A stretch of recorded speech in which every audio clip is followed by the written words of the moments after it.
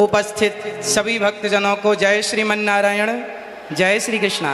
सभी माताओं, बहनों, बेटियों को, पिता तुल्य बुजुर्गों को, सबको जय श्रीमन नारायण। पूज्य मलुक पीठ वाले महाराज जी, जिनके चरणों की धूल ये दास बनने की कोशिश कर रहा है, ऐसे पूज्य स्वामी जी, भगवत तुल्य पूज्य स्वामी जी के श्री चरणों में और पूज्य संत श्री आप सभी विद्वानों के, गुरुजनों के और संतों के श्री चरणों में बारंबार नमन। पूज्य स्वामी श्री धीरेन्द्र कृष्ण शास्त्री जी महाराज जी के श्री चरणों में आपके दर्शन से ही पूज्य बालाजी सरकार का दर्शन अनुभव हो रहा है। आपके चरणों की धूल ये दास अनिरुद्ध अपने माथे पर सजाता हुआ अपने आप को कृतार्थ समझ रहा है। आपने इस दास को यहाँ बुलाकर, जैसे सुदामा को भगवान श्री कृष्ण ने गले से लगाकर सुदामा का मान बढ़ा दिया, ऐसे स्वामी जी ने दास को याद करके दास का मान बढ़ा दिया। आपके चरणों में बारंबार नमन, बारंबार नमन। पूज्य सरकार बालाजी सरकार के, पूज्य श्री बागेश्वर बालाजी सरकार के द्वारा, पूज्य स्वामी जी के द्वारा यहाँ जितने भी कार्य हो रहे हैं, चाहे बेटियों का विवाह हो, चाहे हिंदू राष्ट्र की चर्चा हो, चाहे देश को बागेश्वर बालाजी सरकार का चमत्कार दिखा करके और जन जन के हृदयों में एक भक्ति की चेतना को स्थापित करना, या फिर पूज्य बागेश्वर बालाजी सरकार की कृपा से सबका दुख दर्द हरना, ये जो भी आप कर रहे हैं, इससे समाज में एक नई जागरूकता आ रही है। समाज इन शक्तियों को, सोई और खोई हुई शक्तियों को पहचानने लगा कि हमारी शक्ति कितनी विशाल है। और सनातन की संस्कृति की जो हमारी शक्तियां हैं, हनुमान जी जब लंका गए तो हनुमान जी से पूछा राम जी ने कि आप लंका चले गए? तो हनुमान जी ने कहा, प्रभु मुद्रिका मेल मुख माही। हे प्रभु, ये मेरा कोई बल नहीं है, आपके नाम की जो मुद्रिका मेरे मुख में थी तो जलद ही लांग गए, अचरज नाही। यदि भगवत कृपा से हनुमान जी छलांग लगा के सेतु को, समुद्र को पार कर सकते हैं, तो उन्हीं हनुमान जी की कृपा से पूज्य स्वामी जी यदि समाज को जोड़ रहे हैं, हिंदू राष्ट्र का सपना देख रहे हैं, तो ये भगवत कृपा ही है और ये संभव है। आप देखिए, हिंदू क्या है, हिंदू किसे कहते हैं? आज विदेशी आते हैं, आकर हिंदू बन जाते हैं और राम नाम की जपते माला भक्ति में रम जाते हैं। धरा ये जिस पर घूम रही, हम उसी केंद्र के बिंदु हैं। गर्व से कहो हम हिंदू हैं, हम हिंदू हैं, हम हिंदू। सनातन धर्म क्या है? सनातन संस्कृति किसे कहते हैं? आज समझने की बात है। जब हमसे कोई पूछता है कि आप कितने भाई हैं, तो हम कहते हैं हम 2 भाई हैं, हम 3 भाई हैं, हम 4 भाई हैं, हम 5 भाई, या हम सिंगल हैं। हम ऐसा परिचय देते हैं। यदि आप कितने लोग चाहते हैं कि हिंदू राष्ट्र बनना जरूरी है? चाहते हैं तो आज से अपना परिचय बदलिए। और कोई आपसे पूछे आप कितने भाई हैं, तो ये मत कहो कि हम 1 2 3 4 5 भाई हैं, ये कहो हम टोटल 4 भाई हैं। और 4 कौन कौन? ब्राह्मण, क्षत्रिय, वैश्य और शूद्र। हम चारों जब संगठित होंगे तब हिंदू राष्ट्र बन सकेगा। यदि हम संगठित नहीं हुए तो केवल सपने ही रह जाएंगे। इसलिए आज से हम कितने भाई हैं? कौन कौन? ब्राह्मण, क्षत्रिय, वैश्य, शूद्र। ये चारों मिलकर जहां सुमति तहां संपत्ति नाना, जहां कुमति तहां विपत्ति निदाना। जहां संगठन होता है ना, वहीं विजय होती है। जहां एकता है वहां सब कुछ है। संसार की हर खुशी वहां है जहां एकता है। यदि हम बिखर गए, मुगलों ने, अंग्रेजों ने क्या किया? हम हिंदुओं को, हम सनातनियों को लड़ाया, आपस में लड़ाया। फूट डालो शासन करो किसका नारा था? तो आपस में लड़ाया उन्होंने, हम लड़ते चले गए और लड़ने का परिणाम ये हुआ कि हमारे देश के टुकड़े टुकड़े हो गए। केवल लड़ाई का परिणाम है ये।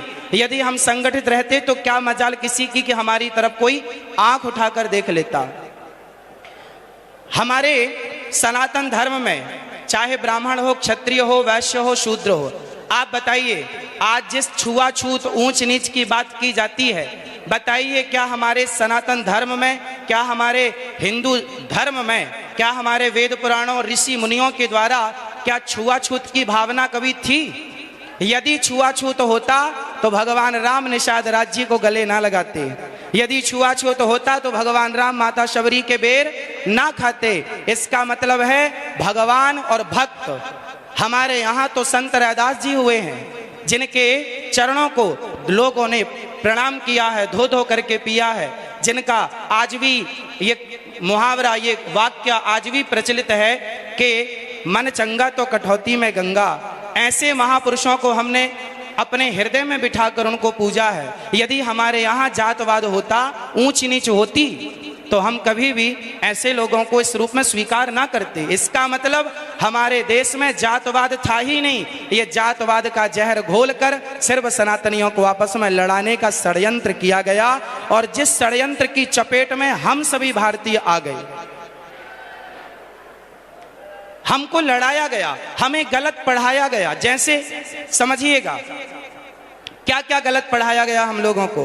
पढ़ाया गया कि हम जब पढ़ते थे ना तो हमें पढ़ाया जाता था गा गणेश का, गा से गणेश।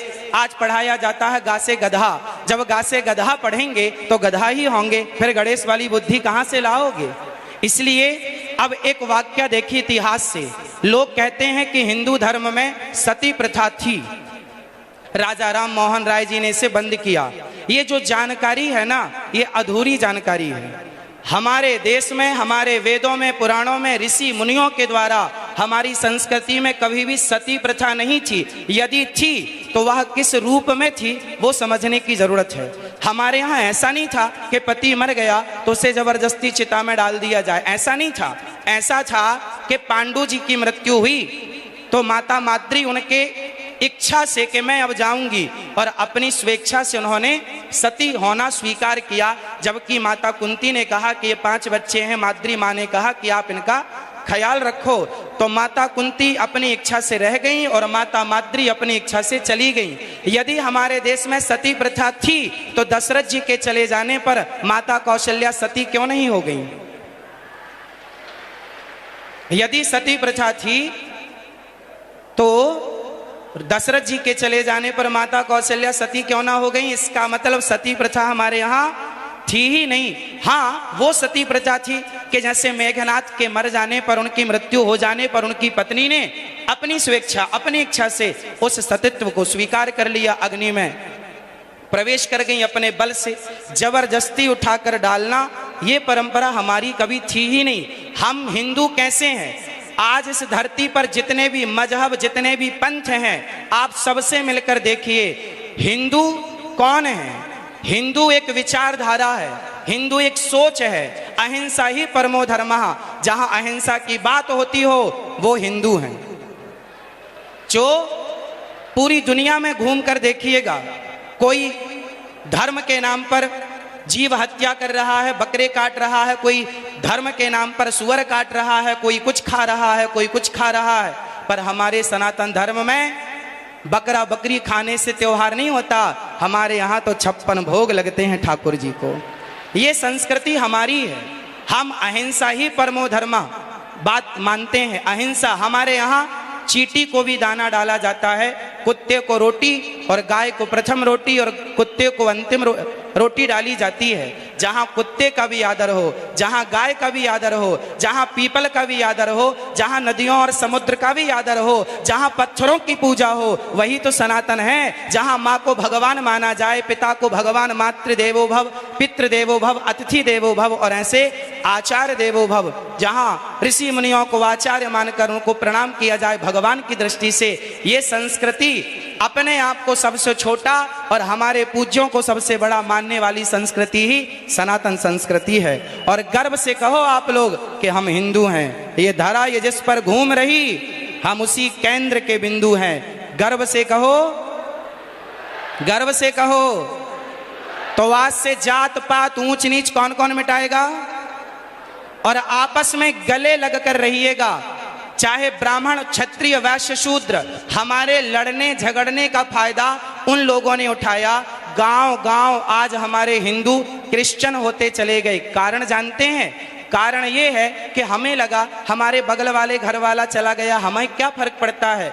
नहीं, आपको अपने हर भाइयों को सबको गले लगाना है और सबको अपने धर्म की शिक्षा देना है। और आप ही 24 घंटे में 23 घंटे अपने परिवार, अपने व्यापार के लिए काम करो, पर 1 घंटा अपने सनातन धर्म के लिए काम करो, अपने सनातन संस्कृति की रक्षा के लिए 1 घंटा, वरना आधा घंटा 30 मिनट भी यदि कोई निकाले और जन जन तक जाकर के यदि सनातन धर्म का परचम लहराए, लोगों को जागरूक करे, अपनी गीता, अपनी रामायण, अपने संतों की महान चर्चाएं सुनाए, तो क्या मजाल के कोई हमारा सनातनी हमसे फिसल कर कहीं और चला जाए।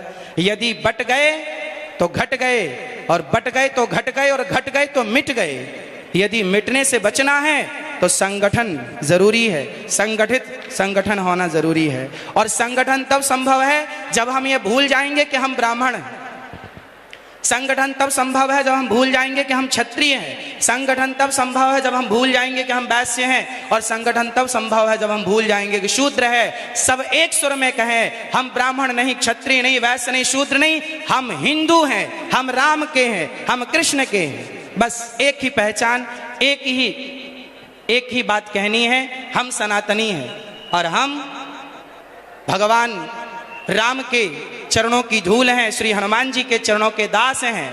तो आप और हम मिलकर स्वामी जी के साथ पीछे पीछे चलें, स्वामी जी का सपना साकार करने में। जैसे हमारे देश के प्रधानमंत्री जी ने जब झाड़ू उठाई तो घर घर के लोगों ने झाड़ू उठाकर देश को स्वच्छ किया।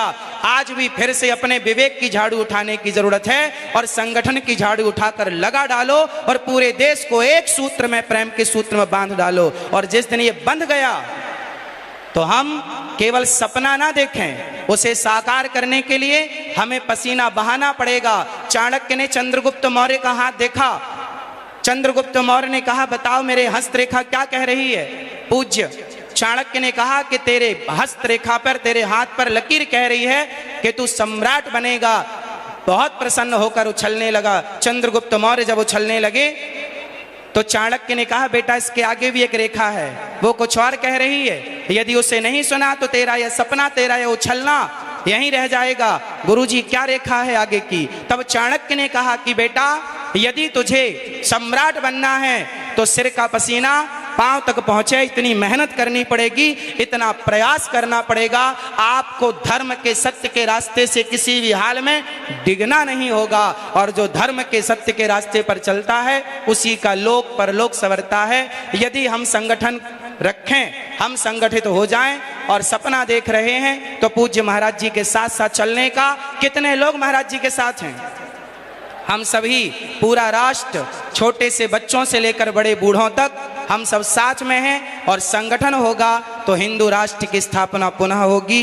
गाय को फिर अधिकार मिलेगा जो अधिकार भगवान श्री कृष्ण ने दिया है। गाय को भी राष्ट्र माता होनी चाहिए, हाँ या ना? तो जब हम सनातनी संगठित होंगे ना तो सब पॉसिबल है, वरना लड़ते ही रहें, जातवाद में बटे रहें तो कुछ नहीं होने वाला। स्वामी श्री कृपात्री जी महाराज ने भी एक सपना देखा था। उस समय की वर्तमान इंदिरा गांधी जी से कहा था, उन्होंने कहा था कि आप मुझे प्रधानमंत्री होने का आशीर्वाद दो। पूज्य महाराज श्री ने कहा था कि मैं आशीर्वाद तो दूंगा पर गाय को राष्ट्रमाता घोषित करनी पड़ेगी। पर वो जीतने के बाद वायदे भूल जाते हैं और हम इसलिए पीछे हो जाते हैं कि हम संगठित नहीं हो पाते। मूल जड़ है संगठन, जहां सुमति तहां संपत्ति नाना, यह चौपाई याद रखिएगा और पूज्य महाराज जी के साथ साथ चलते रहिएगा। पूज्य बागेश्वर बालाजी सरकार की जय। पूज्य बागेश्वर बालाजी सरकार की जय। पूज्य महाराज जी के चरणों में दास का बारंबार नमन। और आपका ये प्रयास अति शोभनीय है। ऐसे महान पुरुषों के सानिध्य में आप ये प्रयास कर रहे हैं। इतना बड़ा प्रकल्प है, इतनी बड़ी यात्रा है, हम सब आपके साथ हैं और सभी मिलजुल करके हम अपने देश की सेवा करेंगे। जिस प्रकार से जरूरत पड़ेगी उस प्रकार से सेवा करेंगे। सभी गुरुजनों के श्री चरणों में दास का बारंबार नमन। सबको जय श्रीमन नारायण, जय श्री कृष्णा।